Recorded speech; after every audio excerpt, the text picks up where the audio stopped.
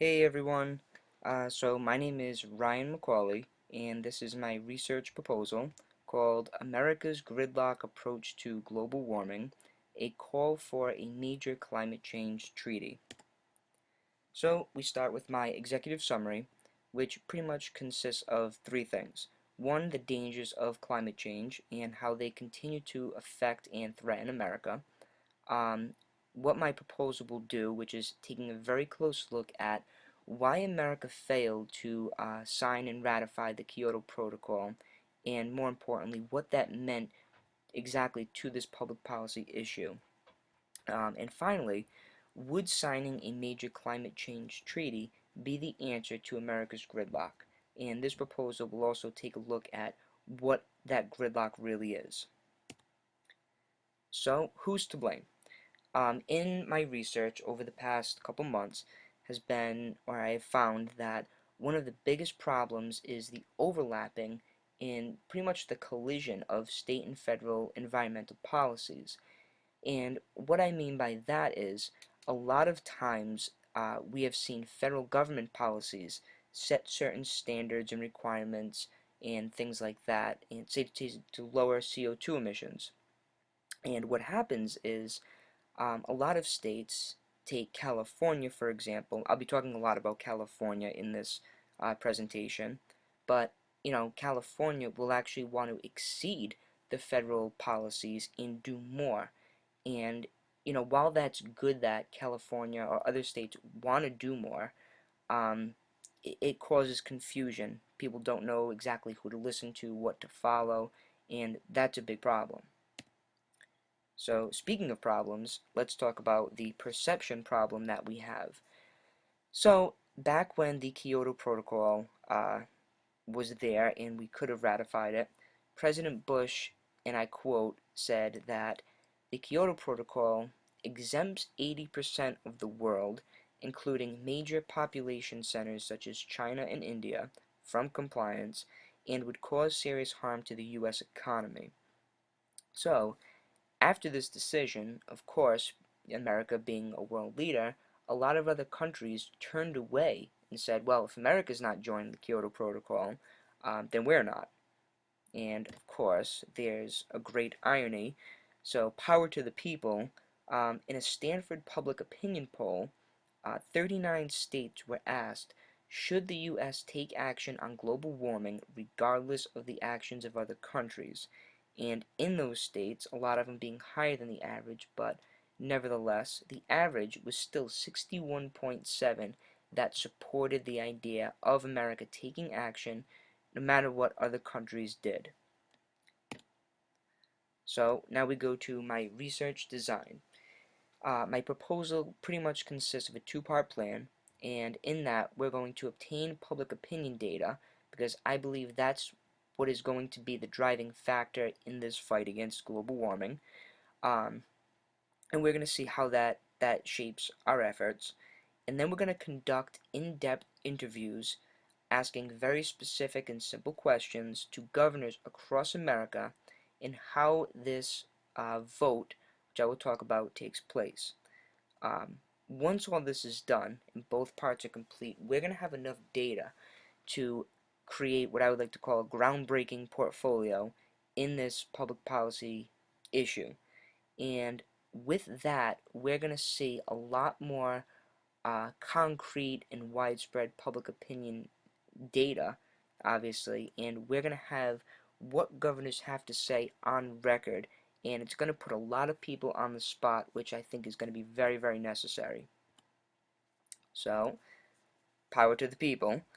In a nationwide election, which I'm looking at 2016, the American citizens would be able to vote on a simple yet powerful question, and that would be, do you believe that America should sign onto a major treaty or protocol that would hold us responsible for lowering CO2 emissions? Yes or no? And I would be lying if I said that the recent ballot given to the citizens of Scotland didn't uh, influence this, because for some reason I'm very, very fascinated by that. And I think it was wonderful that the people of Scotland were given such a specific question, and they were allowed to voice their opinion. And I think that's just going to be very, very necessary, and that would prove to be invaluable in this discussion.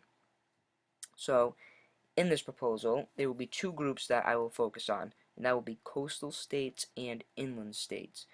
And there's a reason for that.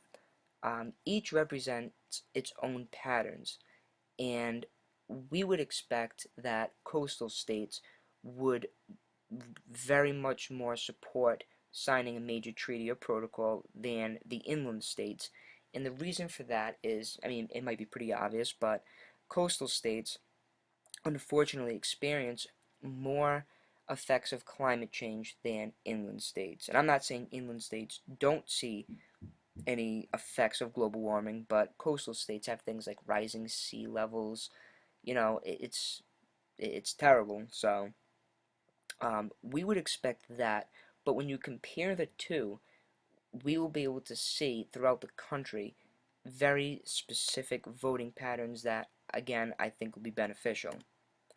Now, this I found at Columbia Law School, and I love this because this pretty much sums up of something that I'm trying to prove here, um, but not quite as specific as I'm aiming for. But basically, this breaks down states into four categories, and category one, the yellow states, are very little or no or incorrect discussion about climate change. And it goes up from there, category 2 to category 3. And then category 4 is, you know, a lot of action, a lot of discussion about global warming. Um, and, you know, going back to what I just said in my previous slide, it's no secret that along the coasts you see a lot more action and belief and support in taking action.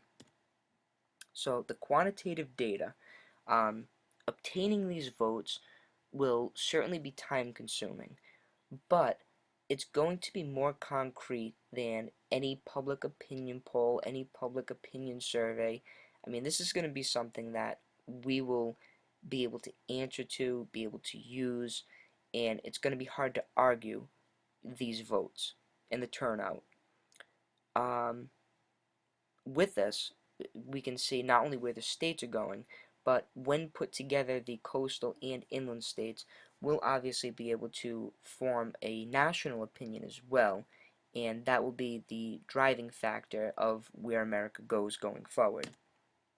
The qualitative data, again, going back to the governors and the interviews that we will be searching for, um, this is going to be so beneficial because, again, take California for example.